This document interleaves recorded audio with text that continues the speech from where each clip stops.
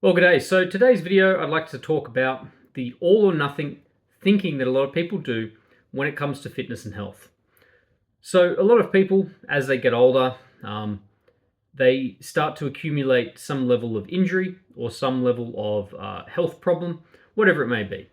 Some of these are small, some of these are large. And the problem is that a lot of these then become excuses. And the reality is, these are the worst type of excuses because they're real. They are real excuses. And they're excuses that are not made up. They're excuses that have a real basis and that actually do make getting fit quite challenging. The problem is that they do not, in 99% of cases, actually stop people from achieving better health, but they stop them from doing it with as much ease as they were once used to. And so this all or nothing thinking, effectively what happens is, when you were maybe in high school or in your university years or just after school, you were younger, you had no children, no family to worry about, no responsibility for the most part. It was just you. You had basically no health problems or very few, and you were able to kind of, when you wanted to get fit, it was quite easy. You could just start smashing workouts every day. You could stop eating so much and you could really push your body without having to worry too much about all the intricacies of how it all works. But then something comes along, maybe you start getting bad knees or you start getting a bad shoulder or a health problem comes up and it makes, your ability to exercise more difficult than it once was.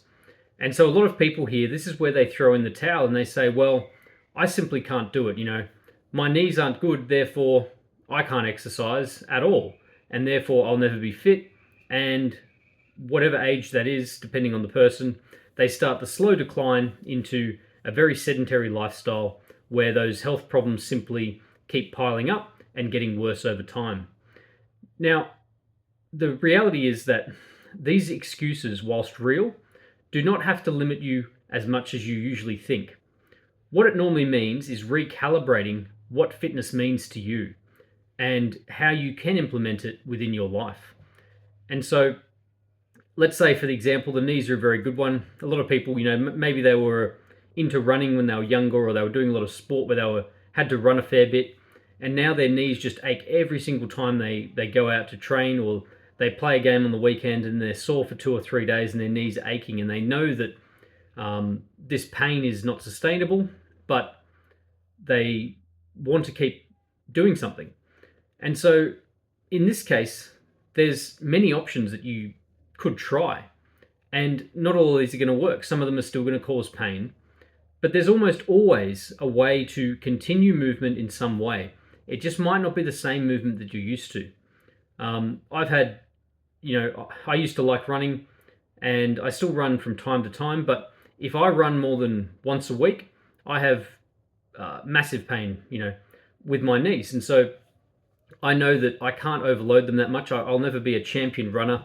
I'll never be a champion weightlifter probably either because I have had a bad shoulder when I was younger and caused me some problems. But that doesn't mean I can't do anything. It means I have to basically find the things that I can do. And so the all or nothing mentality, it really makes life difficult because the idea that, well, I couldn't do it that way, therefore I just won't do anything. And when you don't do anything, that problem, whatever it was, almost always actually gets significantly worse. Because if you did have a bad back or you did have bad knees and you stop movement altogether, usually people gain a bit of weight. Those muscles surrounding those joints get weaker.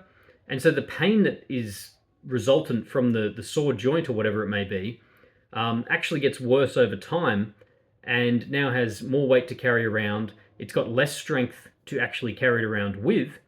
And so that joint gets even worse and it gets even harder to do it. So if you have a problem, whatever that problem may be, there's a very good chance that somebody else or many other people actually have the exact same problem as you. And finding a solution isn't always straightforward. But if you really want to do it, there's almost always a solution for it. So in my time over the last 10 years coaching people, especially for my first gym, and even since then, my primary demographic that I have coached has been the over 40, basically people between the ages of 40 and 80. And so in this group, compared to the people, under 40, there's been a massive, almost every single person has some problem. There's very, very few people, once they get to 40, who doesn't have some problem. And this varies, all the way from very minor things to very major things. But there's always something wrong in the sense that their body no longer works as perfectly as it once did.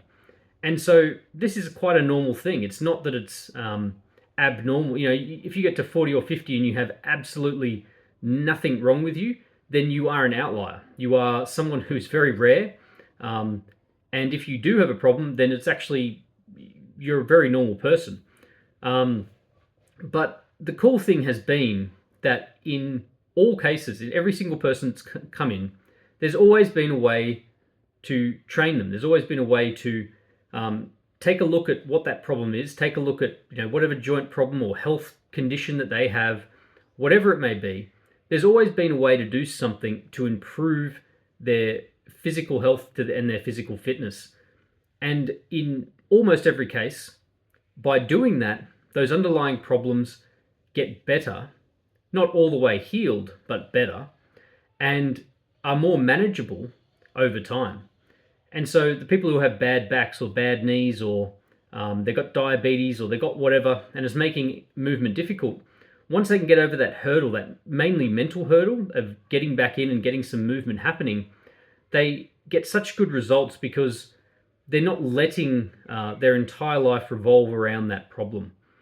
And if you think you're unique and you think that your problem is somehow something that no one's ever had before, then it's probably not the case. There's probably many people out there who have the exact same joint condition as you have. They have that pain, they have that situation going on, and it becomes more of a mental hurdle than anything else. And a lot of it comes back to, the disappointment that your body is no longer as perfect as it once was. And they'll often sort of look at people who might be still quite fit and they say, well, yeah, that person obviously just doesn't have the problems like I do. That's why they're fit. But that's really not the case. If you come into my gym, you'll see plenty of people who have all sorts of medical issues with their body, but they've still been able to build fitness. It's just had to be done in a different way. And that approach is, individual, and everyone has to approach it in a different way. But it is not a life sentence of sedentary lifestyle as soon as something goes wrong with you. You can move past it. You can almost always find some level of activity that will work for you. And there's no right or wrong when it comes to physical activity. There's many different options out there. There's many, many different ways you can program exercise. There's many different ways you can even do different exercises. You might just think of the word squat, but there's 20 different ways you can do a squat in the sense of exactly where your feet are. Maybe you do it onto a bench. Maybe you don't go down as far. Maybe for some people they go down further than others. There's all sorts of different ways that you can modify and adjust exercise in order to fit the condition that you have, to make sure that you can keep moving and continue to make progress over time. So don't let your body hold you back. And most importantly, don't let your mind hold you back from the potential fitness that you could have if you're willing to take those problems that you have, work out a solution potentially with a professional or just with yourself with a bit of trial and error. But most importantly, don't stop moving when something goes wrong. You want to, as much as possible, continue moving in some way, in some fashion, as long as you can. The more sedentary you become, the harder it will be to get back into it, and the more those underlying problems will worsen over time. So if you have a specific condition that you need a hand with, or you'd like some more ideas of what to do with the condition that you might have, feel free to leave me a comment or send me a message, and I'll be happy to give you some ideas and some tips so that you can get back in the gym and keep moving again.